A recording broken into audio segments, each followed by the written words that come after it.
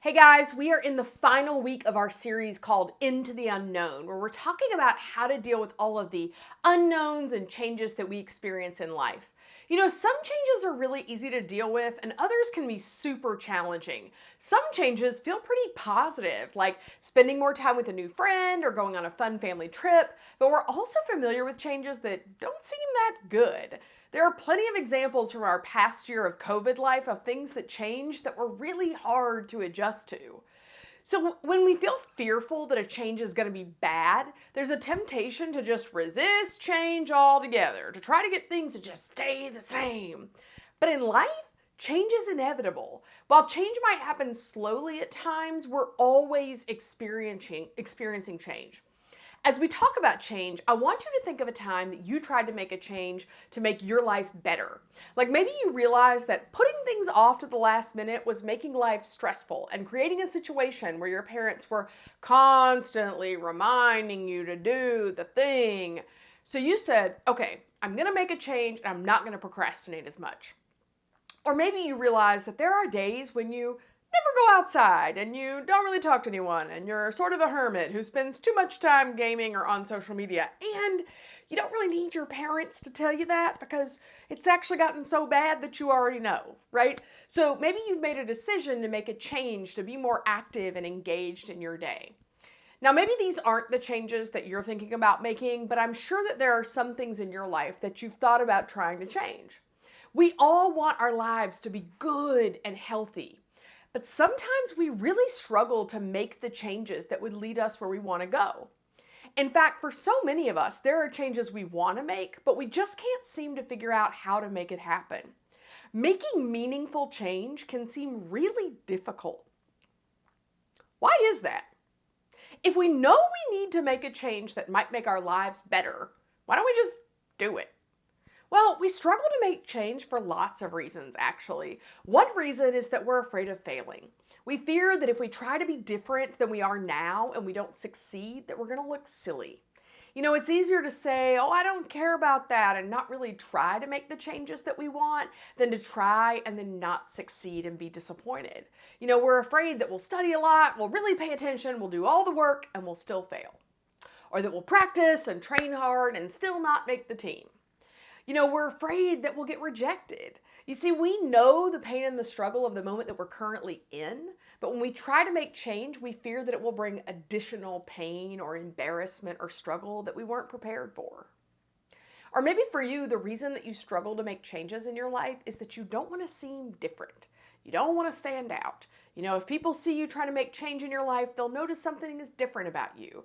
That you're not spending as much time with the people that you used to, or that you're not posting as much on social media, or that you're not as into video games as you used to be.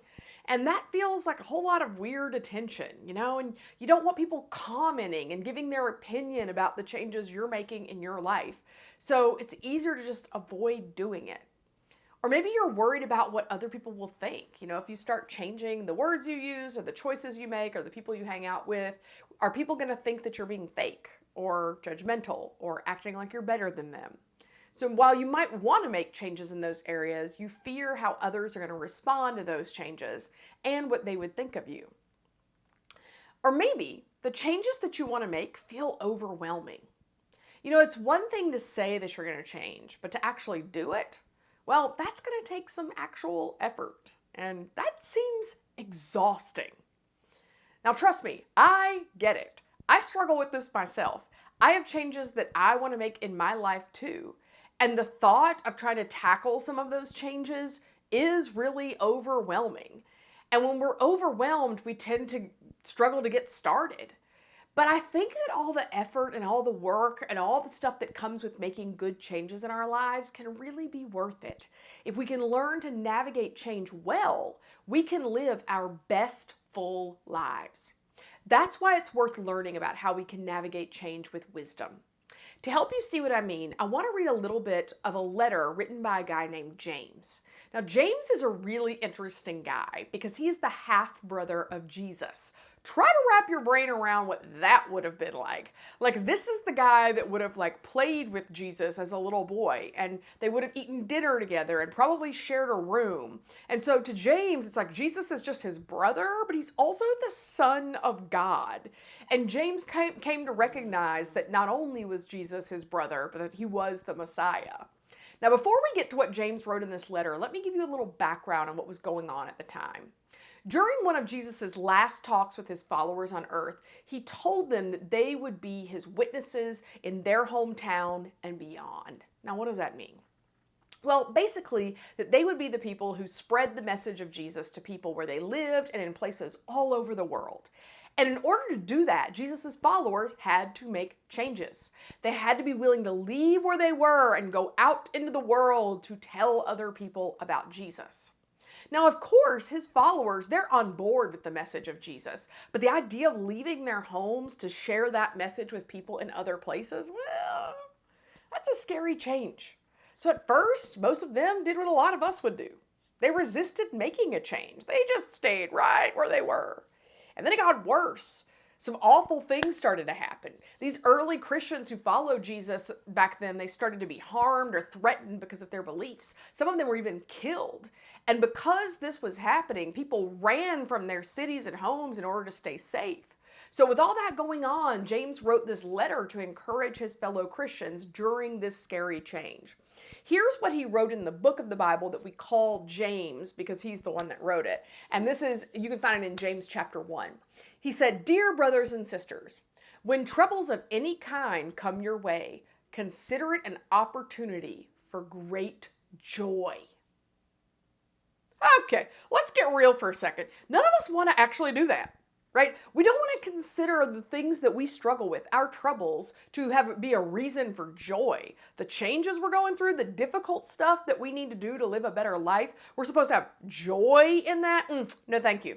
Well, before we completely throw that letter out, this letter that James wrote, let's read what he wrote next in the next few verses. He said, "For you know that when your faith is tested, your endurance has a chance to grow. So let your endurance grow. For when your endurance is fully developed, you will be perfect and complete, needing nothing." You can find that in James chapter 1, verses 3 and 4. See, the reason we can find joy in the hard stuff is because those changes and troubles are for a reason. In fact, they can lead to something really great in our lives: endurance. Now, you've probably heard the word endurance before. You've probably heard it associated with athletics. When we train and work hard over time, our bodies get better at what we're doing. The more we run, the longer we'll eventually be able to run. And that's because we've started to build up endurance. The more we do it, the stronger we become. The endurance that James wrote about works the same way. When we take a step toward making a change, we are working on building our endurance. When we decide to study more and pass that class, we do it once, then we do it again and again and again. Is that easy? No. But the more we do it, the easier it will get. The more we show up, keep trying, and keep working through the change, the stronger we become. And the stronger we are, the more endurance we'll gain to keep working towards the change that we want in our lives. And that endurance will help you be confident when things change. Essentially, James is saying that practice makes perfect. If you are working towards change, we need to push through the pain and the hard stuff. And it doesn't just make you better at the thing that you're working toward, it actually makes you better at dealing with change, because you're developing the kind of endurance that will help you to face the unknowns in life. And that's important, because change and going into the unknown is something we're going to face for the rest of our lives. Building endurance by making changes now can help you be better at the changes that you're going to face as you grow up. God can use the unknown to make you stronger. God can give you the strength to step out and make positive changes in our lives. God can help us build our endurance. God can help us be confident when everything changes. And that will help us stand strong when we face changes that we choose and changes that we didn't choose. Now, of course, I realize that this idea doesn't necessarily get everybody excited about making changes in our lives. Honestly, I think that I've probably felt that way.